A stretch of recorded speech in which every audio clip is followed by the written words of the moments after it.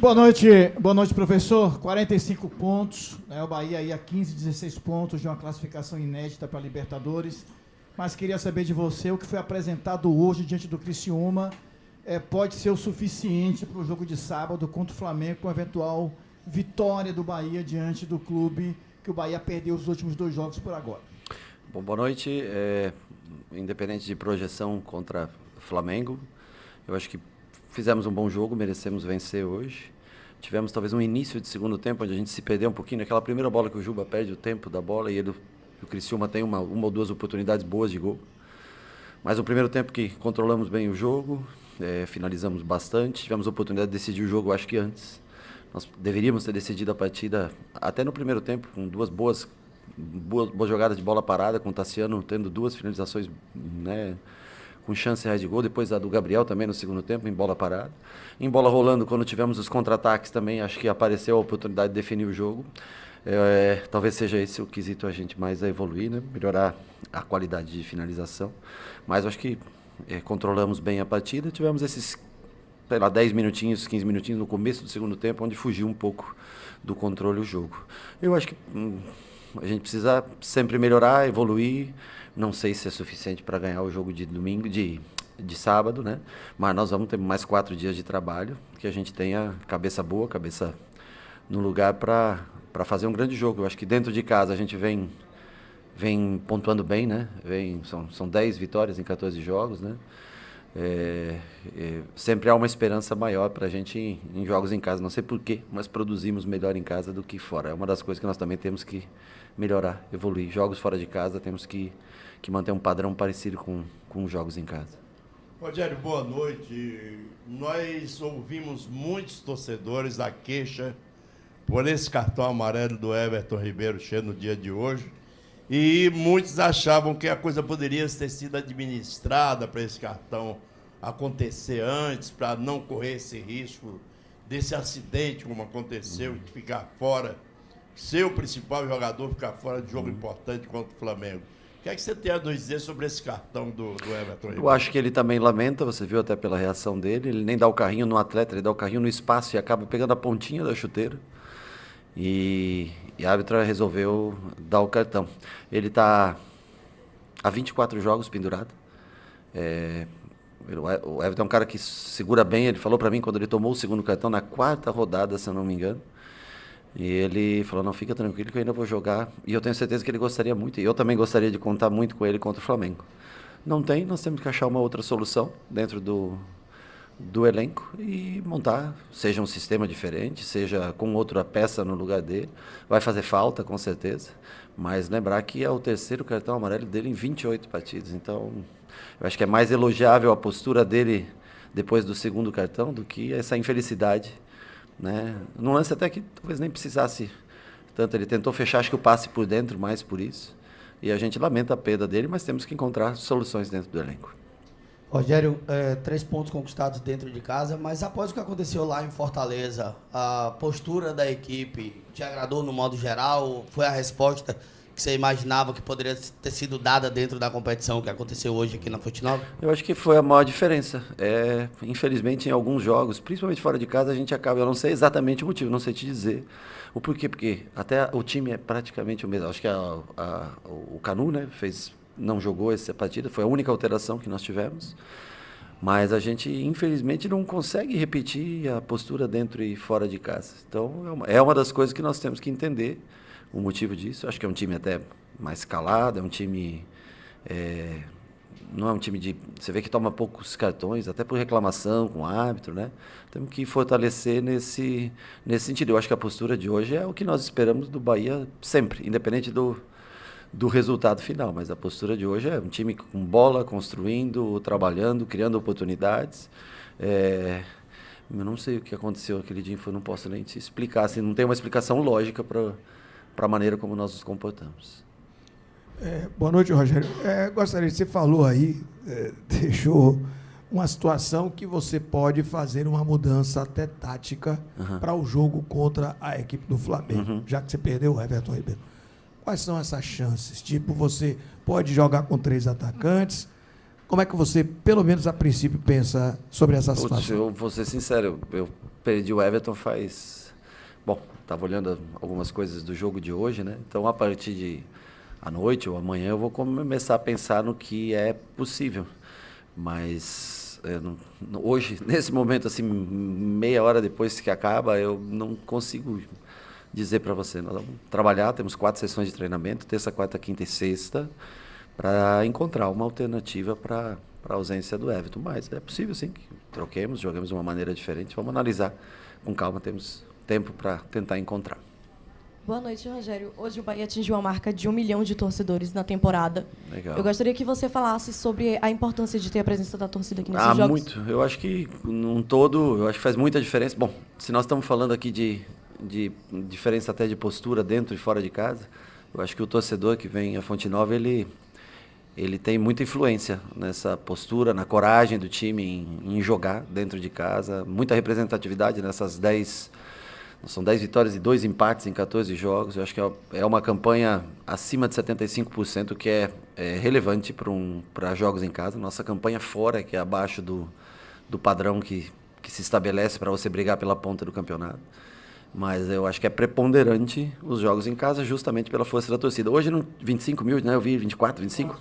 24, 25 mil pessoas, mas 24, 25 mil pessoas que cantaram o tempo todo, incentivaram o tempo todo o time.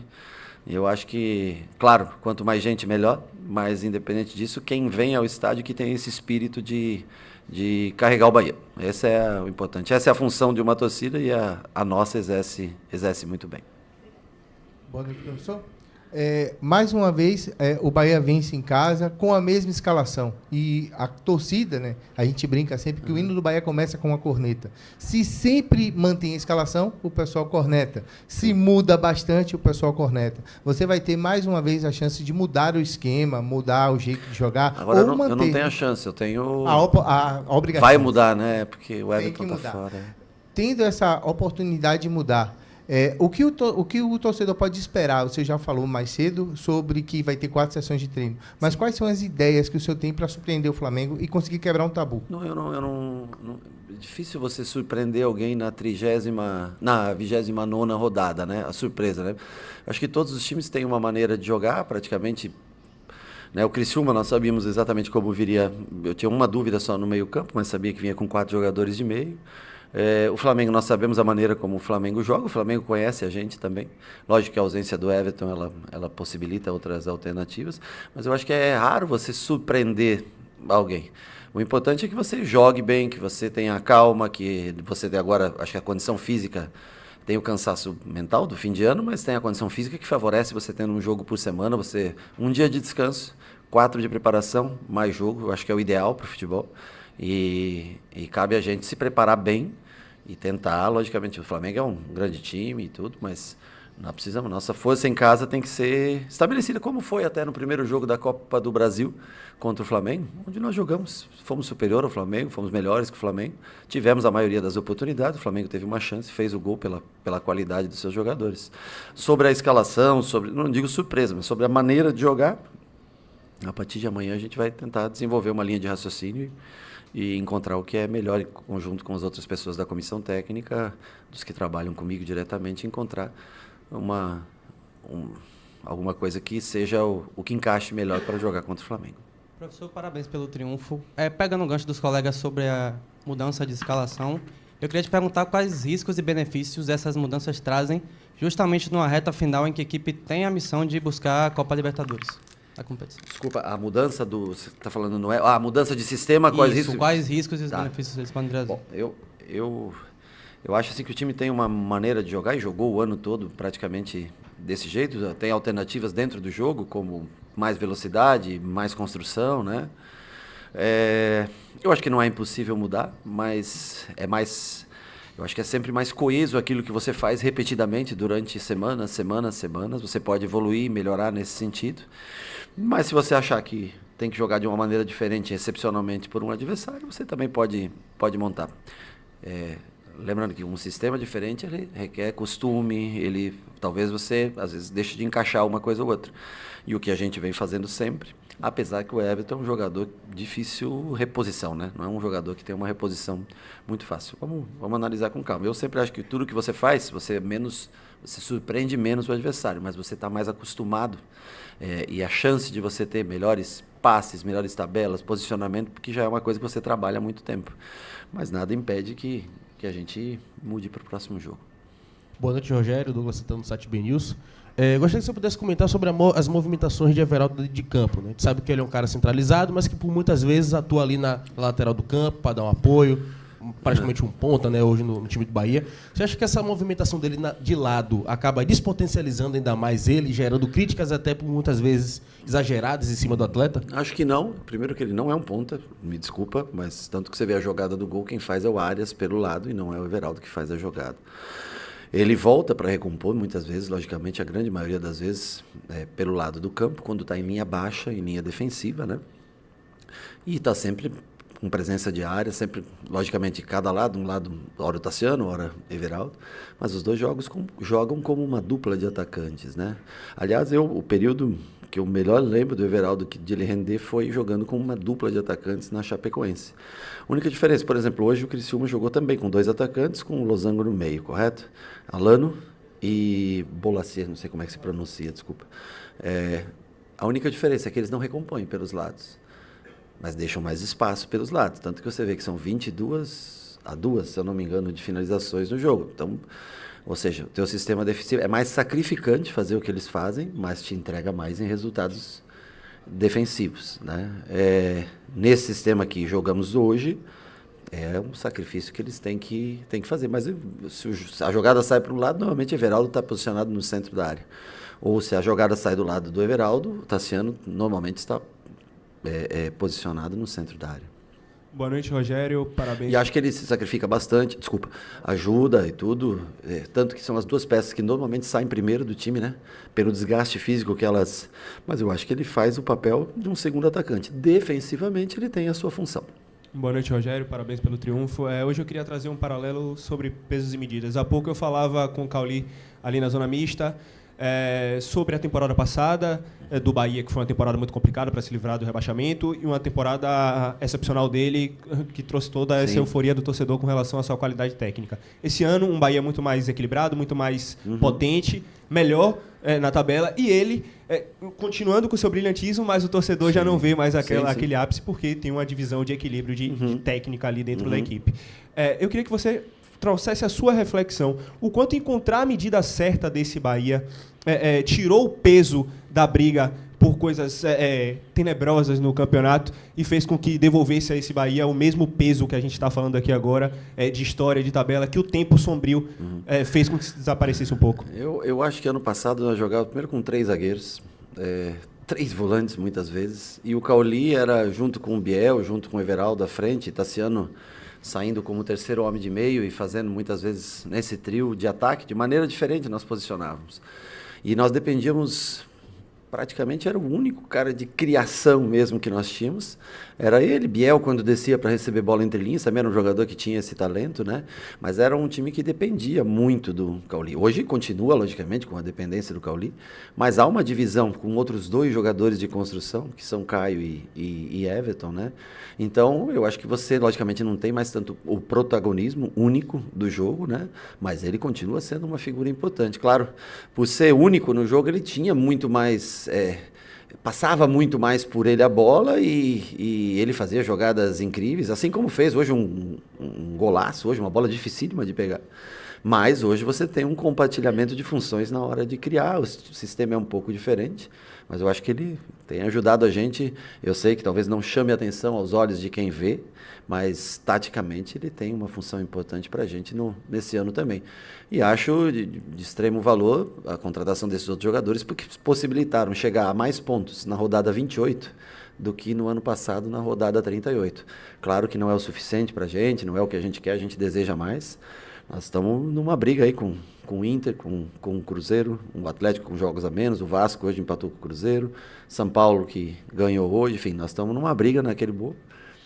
E nós vamos descobrir até onde a gente pode ir. Mas eu fico feliz de ver um ano onde a gente consegue superar o número de pontos com 10 rodadas, com 30 pontos ainda a se jogar. E uma campanha dentro de casa, na minha opinião, muito boa. Uma campanha de muito próxima a título dentro de casa. Fora de casa, infelizmente, nós não conseguimos ainda ter o mesmo equilíbrio que a gente tem jogando em casa. Boa noite, Rogério. Alan Vasconcelos, da CBA.com. Você falou sobre o desempenho dentro e fora de casa e a minha pergunta é meio que relacionada a isso. O Bahia não sofreu gols hoje e foi vazado apenas 7 vezes nos 14 jogos que fez na Fonte Nova, tendo a melhor defesa do campeonato como mandante, dividindo esse posto com Fortaleza. Mas quando a gente vê os jogos fora de casa, a gente vê um Bahia que sofreu 24 gols, que é mais que o triplo dos gols sofridos em casa, e que até o momento tem a segunda pior defesa como visitante em todo o campeonato. Como é que você enxerga essa dualidade entre o Bahia defendendo dentro e fora de casa, e qual seria alguma possível melhora? Bom, primeiro, acho que o primeiro ponto a destacar, nós já falamos numa resposta anterior, eu acho que é o peso da nossa torcida dentro de casa, eu acho que isso traz muito mais motivação. Nós temos que ter mais concentração fora de casa, mais personalidade para jogar fora de casa, sermos mais competitivos fora de casa. Dificilmente um time vai ter a mesma campanha, né? Mas a diferença realmente é brutal nos números que você cita. Temos que aprender, começar a aprender a jogar fora de casa. Eu acho que o tempo, a maturidade vai fazer com que a gente cresça. Espero que a gente possa melhorar esses números até o final do campeonato. Mas, independente disso, como análise do ano, já fica um bom ponto de análise, né? O porquê tomar só 7 gols em casa, no mesmo número de rodadas, e tomar 24 fora de casa. Claro, todo mundo tem campanha, quase todos têm campanha melhor dentro de casa que fora, mas acho uma discrepância exagerada, realmente. É um ponto de atenção, de análise para essa temporada e especialmente para a próxima. Boa noite, Rogério. Vou continuar na mesma toada aí em relação dentro e fora de casa, mas em relação à maneira como o Bahia se comporta para deixar o adversário desconfortável, sobretudo a maneira que o Bahia se comporta defensivamente, né? A gente vê muito na Fonte Nova um adversário desconfortável, seja na saída de bola, na maioria das vezes, ou hoje, por exemplo, quando o Criciúma chegava no último terço, não conseguia concluir as jogadas, porque ninguém pegava a bola sem tomar uma trombada, sem estar 2, 3 em cima, sem poder errar um domínio, etc. Hoje passou muito pelo comportamento do Cauli, né? O Cauli conseguiu dar esse aperto, né? E eu vejo muito fora de casa ele não conseguir repetir isso, e igualmente também para os 2 jogadores que você citou, que contribuem na fase ofensiva, Caio e Everton. Vocês têm conversado muito com eles sobre isso, assim? Eu acredito que vocês consigam enxergar, né, nos scouts, etc. Isso, mas vocês têm conversado sobre eles, e eles que são jogadores experientes, Caio e Everton e Cauli? Eu acho que ele por si só é um time que tem como principal virtude a construção e não a fase defensiva, o potencial defensivo individual, eu quero dizer. O que faz esse time poder jogar com o Caio, que é um jogador leve de construção, sempre foi praticamente um segundo volante. Everton, que praticamente sempre foi ou um meia ofensivo, que joga mais com ponta de tripé, ou até mesmo aberto, vindo de fora para dentro, como foi o caso no Flamengo, é a coesão, é o sistema. E às vezes também, Tassiano e Everaldo, por exemplo, eles jogam mais porque eles conseguem entregar mais defensivamente no papel. Esse time ele não defende. Nós não fazemos marcação individualizada, nós não fazemos nada disso. Você pode ver. O que faz esse time forte defensivamente é o sistema, na maneira como ele ocupa os espaços dentro do campo. E fora de casa nós estamos tendo dificuldade em ocupar o mesmo espaço que a gente ocupa aqui dentro de casa. Eu não sei se é pelo calor humano que o torcedor passa e pela voz, pelo incentivo, né? Porque há um comportamental realmente diferente. Parece que a gente está sempre mais cansado, mais pesado. Mas passa muito, até mais do que Everton e Caio, para mim, passa muito pela recomposição pelos lados. O do Cauli concordo com você, porque quando ele está bem posicionado pelo centro ele dificulta. Mas eu acho que passa muito por esse comportamento fora. Parece que falta, às vezes, um pouco de energia para a gente em jogos fora de casa. E não era assim no começo da competição. Nós fizemos bons jogos fora de casa, como foi Botafogo, como foi Atlético Paranaense, com outros jogos nós temos. Eu acho que essa parte final, realmente, desde o jogo do Flamengo, da Copa do Brasil, esse comportamento fora de casa não tem a mesma intensidade de recomposição quanto aqui na Fonte Nova. Rogério, boa noite. Houve, assim, na sua estratégia, que você adotou, que funcionou como planejado para vencer hoje e alguma adaptação durante o jogo, porque eu reparei que quando o Bahia venceu o Atlético, os 3 gols saíram de dentro da grande área e da meia-lua. E hoje o gol de Cauli também daquela mesma região, de frente para o gol e sendo praticamente fatal para o goleiro defender. Houve alguma estratégia, alguma adaptação que você fez nesses últimos jogos para o Bahia, dentro de casa, fazer os gols na área que fez? Na verdade, contra o Atlético Mineiro, se quis dizer que acho que os 3 gols saíram de fora da área, de finalizações, né? Mais ou menos na meia-lua da grande área, como foi o chute do Cauli hoje, né? Esse time ele tem poucas adaptações, ele tenta se aperfeiçoar cada dia dentro de um sistema que nós definimos em janeiro para jogar. E, logicamente, ele se adapta muito a partir do minuto 60, 70, 75, quando muda radicalmente o sistema. O sistema não, mas muda, as peças mudam, né? Hoje você vê, estava 1-0 o jogo, eu vi que Tassiano e Everaldo estavam já cansados. Nós tentamos com o Lúcio, o Lúcio, aliás, tem treinado muito, ele tem se adaptado melhor, acho que fisicamente até o time, louvável a vontade que ele impõe quando entra em campo.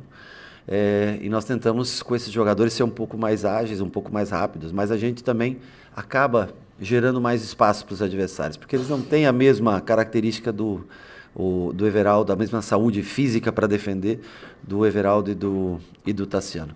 E por último, daí com a entrada do Ademir, é onde a gente tenta realmente matar o jogo em contra-ataques, que saíram muitos, né? Saíram no mínimo 3, 4 oportunidades boas para matar o jogo.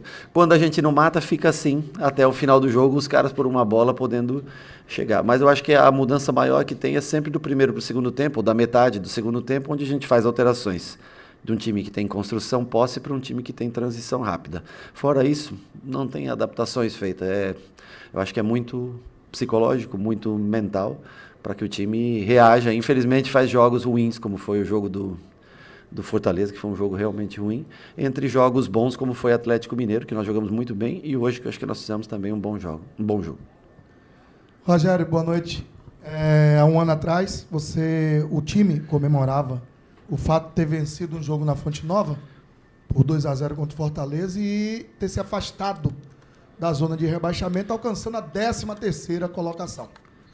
Um ano depois, você está na mesma sala de imprensa, tendo vencido o Criciúma e mantido a possibilidade de estar no bloco que sempre esteve, o Bahia não saiu disso, sim, e de estar buscando uma meta que você já colocou para a gente, que é uma meta sua e do elenco e de todos. Tá? A gente viu um Bahia, e você já falou sobre o jogo, de todos os detalhes e nuances, mas eu queria me apegar a essa última fala que você acabou de pronunciar. Você colocou as peças, no início elas ainda claudicaram um pouco para encaixar, sim, no que estava acontecendo no jogo, que é normal, mas quando encaixou, você teve Jean Lucas para matar o jogo, sim, você teve o Ademir, que foi um azar ali, o zagueiro tirou, você teve o Lúcio, você teve o Depena. E a pergunta é nesse sentido: ansiedade, precipitação, aquela vontade de querer dar uma resposta que não deu no jogo XYZ e naquele momento passa isso em milésimos de segundos e aí a tomada de decisão acaba atrapalhando? São várias, acho que a gente pode colocar, mas eu acho que todo mundo quer fazer o seu gol. Hoje, por exemplo, o Ratão, naquele jogo contra o Atlético, não deu a bola para o Ademir. Hoje o Ratão deu uma bela bola pro Ademir, né? O Ademir tira do goleiro, o zagueiro vai lá e consegue salvar em cima da linha. O Depena tem uma finalização de esquerda, que é uma das coisas que eu garanto para você. Nós trabalhamos ontem, o Depena, um monte de finalização. Ele fez golaços no treino. E hoje ela não saiu do jeito que a gente queria. Então, eu acho que é a vontade de tentar mostrar, a vontade de entrar no jogo, definir o jogo, fazer... Aliás, a vontade talvez de definir o jogo muito rápido. E às vezes a gente erra finalizações que são relativas. A do Lúcio também, né? Bem de frente para o gol, virou o pé um pouquinho demais. Mas eu acho que mais importante do que isso é que a gente teve essas possibilidades. O duro é quando você joga, como alguns jogos que nós fizemos, e não tivemos essas reais possibilidades de gol. Aí é uma coisa que você tem que repetir, mas não se melhora da noite para o dia. Mas é um pouco de precipitação, um pouco de você estar, né, querendo mostrar para o torcedor, querendo, né, fixar teu nome, não ter mais minutos dentro do campo, porque você vê que as principais chances foram de jogadores até que entraram no segundo tempo. E eu acho que essa vontade de querer mostrar para o treinador também pode, às vezes, atrapalhar um pouquinho a tranquilidade na hora de finalizar. Mas acho que de positivo fica a quantidade de oportunidades que nós tivemos. Pois não? O ano?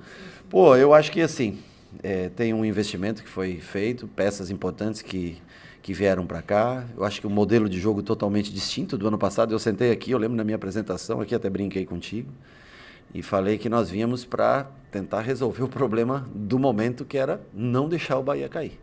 E foi feito isso na última rodada. E eu acho que esse ano é um modelo muito mais agradável de se ver jogar, muito mais difícil de desenvolver. Não é tão fácil, mas eu acho que é prazeroso agora. Aí nós temos as tomadas de decisões, as últimas bolas, o último passe, a última finalização. Aí é uma coisa de repetição diária, de treinamento, que todos eles têm que fazer, a gente tem que ministrar e eles têm que realizar. Mas fico feliz de ter um 24. Para mim, assim, eu sei, tem o Campeonato Baiano, que é importante, tem a Copa do Nordeste, todos os torneios são importantes, porque lhe dão um título, lhe dão aquele momento do torcedor extravasar. Mas eu acho que para você medir a sua grandeza e o que está sendo feito, o Campeonato Brasileiro é a melhor medida que tem. Eu acho que nós temos que sempre... eu falo, as Copas, e não é só para nós, não. Tem vários times que essa semana ficaram fora de tudo. As Copas, elas são importantes e tudo, mas elas iludem, porque só vai ter um. E olha, por exemplo, a Libertadores pode ser que nem seja do teu país, você nunca sabe, né? Então, assim... o foco tem que ser sempre o Campeonato Brasileiro. É tentar fazer com que o Bahia esteja nessa primeira parte do Campeonato Brasileiro sempre. Se possível, logicamente, brigando por coisas maiores. Isso é o que eu penso do futebol. É importante ganhar o Campeonato Baiano? Claro, com um rival, com certeza é. A Copa do Nordeste é importante, mas mais importante. A Copa do Brasil jogar um torneio internacional é importante, mas o Campeonato Brasileiro é o que deve sempre reger a tua estrada, porque é o que chega em dezembro com data marcada. Ok? Obrigado, professor. Obrigado, pessoal. Boa noite. Boa noite, gente.